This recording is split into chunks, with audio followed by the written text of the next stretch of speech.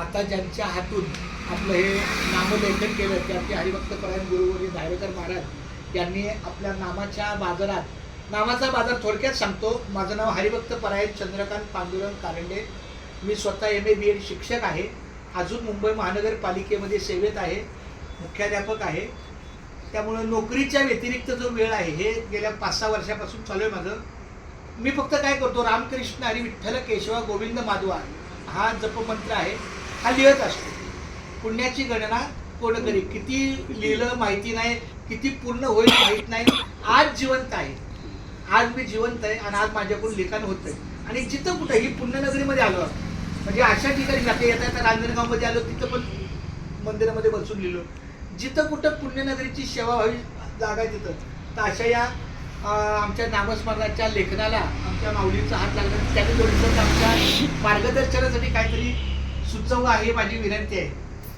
रामकृष्ण हरी 100 कोटी रामनाम यज्ञ चालू असलेल्या यज्ञभूमीमध्ये या ठिकाणी रामकृष्ण हरी विठ्ठल केशवा गोविंद माधवा एवढंच या नाम जपाचं लेखन, नाम जपाचा उच्चार, नाम जपाचा चिंतन करणारे हरिभक्तपरायण प्राध्यापक चंद्रकांत महाराज कारंडे, रायगड जिल्हा, राहायला पुणे, आपण पनवेल आजिवली गाव, या आजिवली गावामधून या ठिकाणी खास यज्ञभूमीला भेट देण्यासाठी आणि यज्ञभूमीच्या या ठिकाणी रामकृष्ण हरी विठ्ठल केशवा या गोविंद माधवा या नामाचा जप या ठिकाणी आपल्या या ग्रंथामध्ये यज्ञभूमीमध्ये व्हावा.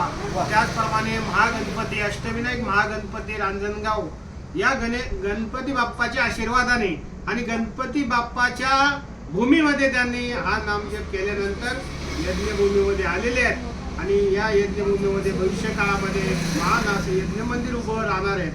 आणि कारंडे सर वेळोवेळी या ठिकाणी येतील, नक्कीच अशी त्यांना विनंती.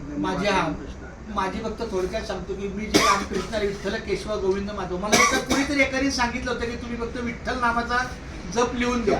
तर मी एक वही लिहिली, एका वहीमध्ये काहीतरी 1200-1300 शब्द झाले. तर मला असं वाटलं अरे हे जर आपण लिहून देऊ शकतो तर आपण पण लिहायला काय हरकत नाही. पण बोललं मग आता विठ्ठल बोललं मग आपल्या हरिपाठामध्ये रामकृष्ण विठ्ठल केशवा मंत्र हा जपावा सर्व काळ. म्हणून चला मग ते रामकृष्ण हरी विठ्ठल केशवा. तर असं वाटलं मला की आपल्याला जगण्याचे दिवस तर 7च आहेत. अखंड हरिनाम सप्ताह, बाळा ऐकले, अखंड हरिनाम सप्ताह 7 दिवसच का असतो? कारण तो 7 दिवसाचा असतो म्हणून तो सप्ताह असतो. कारण आपला सगळ्याचा जन्म हा सोमवार पासून सुरू आहे, तो रविवारपर्यंत आहे. म्हणजे सोमवार ते रविवारपर्यंत जन्म आहे आणि सोमवार ते रविवारपर्यंत मृत्यू आहे. या भूतलावरती कुठलाही प्राणी असो, कुठल्याही व्यवस्थेतला असो माणूस प्राणी, तो सोमवार ते शनिवार रविवार या 7 दिवसातच जन्माला येतो आणि या 7 दिवसातच मरण पावतो. दुसरा कुठला त्याला वार नसतो. तारीख वेगवेगळी असते, ती पण 31च्या आतली असते. 1 ते 31 मधली तारीख असते, वेगळी अशी नसते. आणि 1 ते 12 मधलाच महिना असतो, पण 7 दिवसाचा, म्हणून तो अखंड हरिनाम सप्ताह. मग मला असं वाटलं की याला रामकृष्ण विठ्ठल केशवा हा 5 शब्दाचा आपण 7 करूया. मग आमच्या गुरुमाऊलींना मी एकदा फोन करून विचारलं, ते म्हणजे हरकत नाही, केशवा माधवा चालेल. मग रामकृष्ण विठ्ठल केशवा गोविंद माधवा एवढंच माझं लिखाण चालू आहे. पण नंतर असं जाणवलं, मग मी आता आणखी 7 विषय लिहायला घेतले. दिवसातून 1 तास, प्रत्येकाला 1 तास.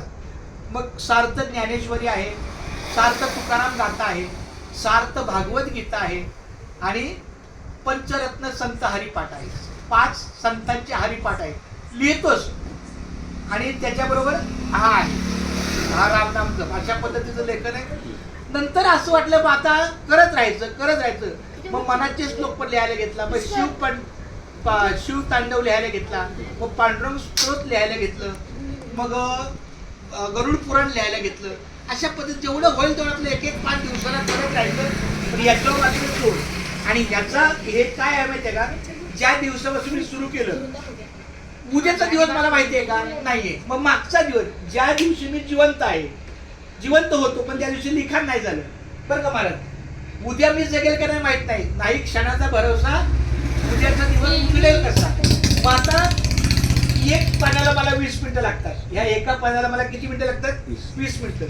तर म्हटलं आपण सहज 3 पानं लिहिली तरी 1 तासात हा 1 दिवस आहे.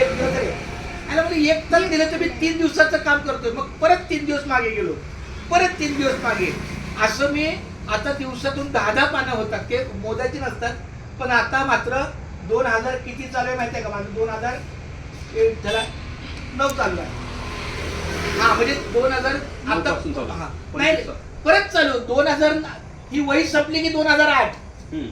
ही वही 365 दिवसाची आहे. म्हणजे ह्या वहीला 365 पानं आहेत. म्हणजे हे 365 दिवसाची. ही वही संपली की 2008, ती वही संपली की 2007, ती वही संपली की असं मागं असं मी 2021 पासून चालू केलं, कोरोनापासून. म्हणजे आपले पहिले जे मागले यावर दिवस गेले, म्हणजे जे जे दिवस माझे गेले ते भरून काढायचे. तो बॅकलॉग भरून काढायचा. बॅकलॉग म्हणजे थोडक्यात त्यावेळेला नाही आपल्याला 20 मिनिटाच्या काळात तुम्ही घेतला, पुन्हा तिच्यात 1 तासच घेतला, 1 तासाच्या नंतर 10 पानाचा हिशोब. अगदी बरोबर, अगदी वा. पहिला हे पहिलं नाही, हे एक पण व्हायला 20 मिनिटं लागतात. 20 मिनिट. असं आहे. तर ते अशा पद्धतीनं खूप आहे सोप्या पद्धतीनं लिखाण वगैरे. आणि इकडं बघा माझं काय असतं, वरती आहे निवृत्ती ज्ञानदेव सोपान मुक्ताबाई एकनाथ नामदेव तुकाराम. बघा निवृत्ती ज्ञानदेव सोपान मुक्ताबाई एकनाथ नामदेव तुकाराम, ज्ञानोबा विठोबा तुकोबा. हे शब्द झाले की श्रीपाद वल्लभ दिगंबरा पार्वती महाकाल सदाशिवा, जय जय जय शिवशंकरा, हर हर हर हर महादेवा, ओम नमो शिवाय. हे सगळे शब्द एका रांगेत.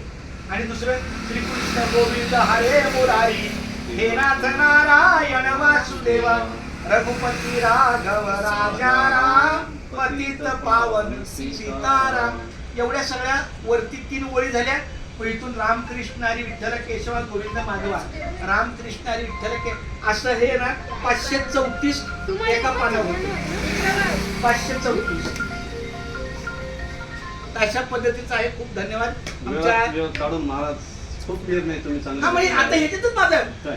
आता पुढचा विषयच नाही. दिवाळी सुट्टी असो